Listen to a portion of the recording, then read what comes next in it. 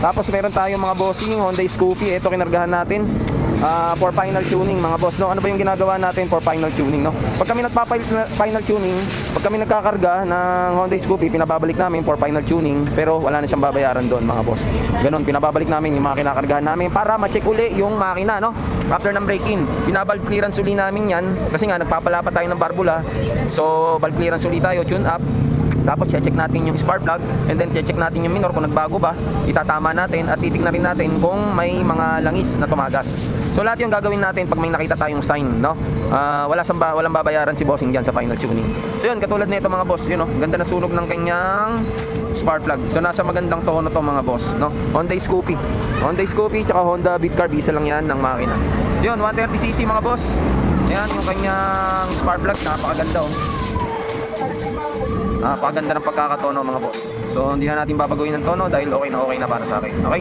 So yun, salamat mga bossing, Earl Tooling Garage ngayong araw ng Tuesday. Salamat.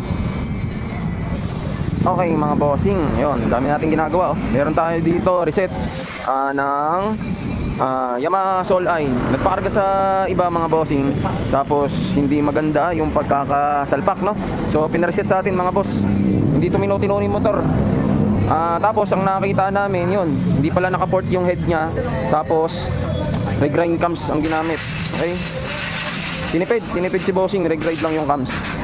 Maganda yan, papalitan natin. So yun. Tapos meron tayo dito mga bossing for wirings. Yan, na Mio MXI mga boss. Alright. So yun, to kargado to 59mm 160cc. Reset natin, ayusin natin yung set. Tapos meron tayo mga bossing Honda Scoopy. Ito kinargahan natin for final tuning mga boss, no? Ano ba yung ginagawa natin for final tuning, no? Pag kami final tuning, pag kami nagkakarga ng Honda Scoopy, pinababalik namin for final tuning, pero wala na siyang babayaran doon mga boss. Ganon, pinababalik namin yung mga kinakargahan namin para ma-check uli yung makina, no? After ng break-in, binavalve clearance uli namin yan kasi nga nagpapalapa tayo ng barbula.